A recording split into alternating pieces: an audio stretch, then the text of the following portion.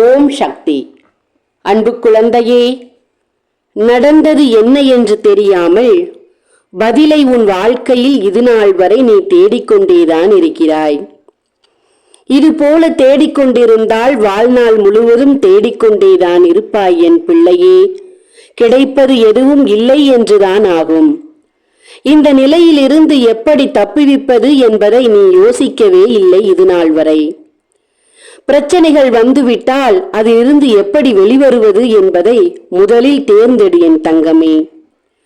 நல்ல சூழ்நிலையில் வாழ வேண்டும் என்ற எண்ணம் இருந்தால் மட்டும் போதாது, அதற்குண்டான கவனமும் தேவையல்லவா? உனக்கு மிகவும் நெருக்கமானவர்கள் எதை செய்தாலும் எதை கொடுத்தாலும் அதில் ஒரு நியாயம் இருக்கும் என்று நீ நம்பிக்கொண்டிருக்கும் வரை உன்னை ஏமாற்றுபவர்கள் ஏமாற்றிக் கொண்டேதான் இருப்பார்கள். சிறிதளவேனும் ஏதாவது ஒரு விஷயத்தில் நீ யோசித்து செய்திருந்தால் இந்த நிலைக்கு நீ தள்ளப்பட்டிருக்க மாட்டாய். அன்பு பிள்ளையே, யோசிக்காமல் செய்து செய்து இப்போது உன் வாழ்க்கையை பற்றி யோசிப்பதே உன் வேலையாகி போய்விட்டது. எப்படி இதிலிருந்து வருவது என்றால், உனக்கு விளக்கம் கொடுப்பது எதுவாக இருந்தாலும் அது உனக்கு கிடைப்பதே இல்லை என் பிள்ளையே.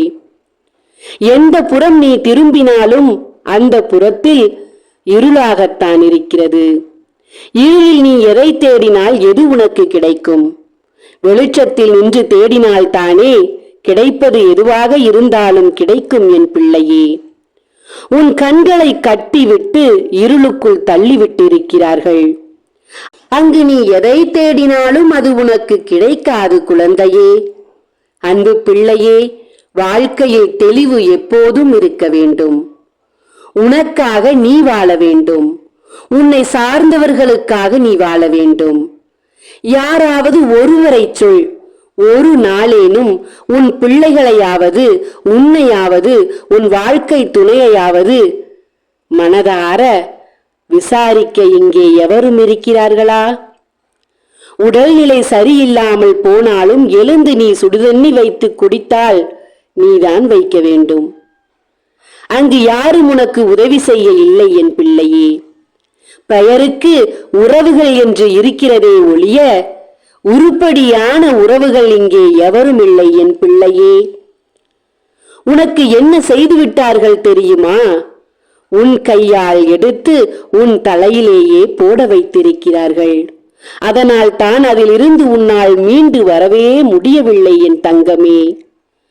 எதை செய்தால் அதிகமான கர்ம வினைகள் சேரும், எதை செய்தால் கர்ம வினை உன்னை பிடித்து ஆட்டும், உன் வீட்டிற்குள் எதன் மூலம் எதிர்வினை சக்திகளை அனுப்பலாம் என்று யோசித்து யோசித்து யோசித்து செய்து செய்து செய்து இன்று உன் வாழ்க்கையை நிர்மூலமாக்கும்படியாக காரியங்களையும் செய்து விட்டார்கள் பிள்ளையே.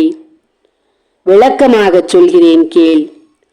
ஒருவரின் அஸ்தியை எடுத்து திருநீரில் கலந்து அதை பிரசாதமாக உன் வீட்டிற்கு வந்து உன் வீட்டிற்குள் வந்து கொடுத்து அதை நீயே எடுத்து உன் நெற்றியில் இட்டு அதை நீயே உன் வாய்க்குள்ளும் போட்டிருக்கிறாய்.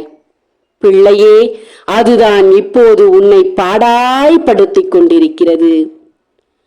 அந்த அஸ்தி இப்போது உனக்குள் இருந்து ஆட்டுவித்துக் கொண்டிருக்கிறது உன் குடும்பத்தை.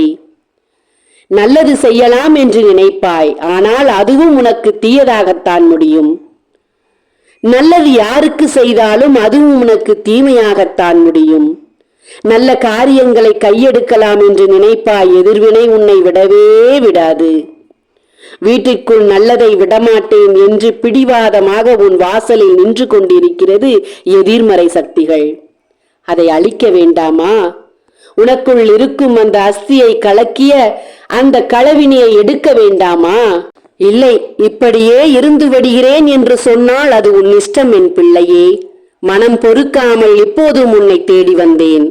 உடனடியாக என் கையில் வைத்து ஏந்தி நிற்கும் 48 நாள் பூஜையில் வைத்த எந்திரத்தையும் சாம்பராணியையும் ஆண் பெண் உருவத்தையும் சத்திய நாராயணா படத்தையும் வாங்கி பூஜைகள் செய்து அவன் அனுப்பிய வினையை அவனுக்கே திருப்பி அனுப்பி உன் வீட்டுக்குள் இருக்கும் தீய சக்திகளை ஒழித்து தெய்வ சக்தியை நீ உருவாக்கினால் மட்டுமே உன் வாழ்க்கையில் இருக்கும் தீவினைகள் உன்னை விட்டு ஒழியும். நல்லது நடக்க வேண்டும். அதுவும் வெகு விரைவில் நடக்க வேண்டும். இல்லை என்றால் உன் எதிரி வென்று விடுவான் என்று சொல்ல வந்தேன் என் பிள்ளையே. புத்திசாலித்தனமாக இரு.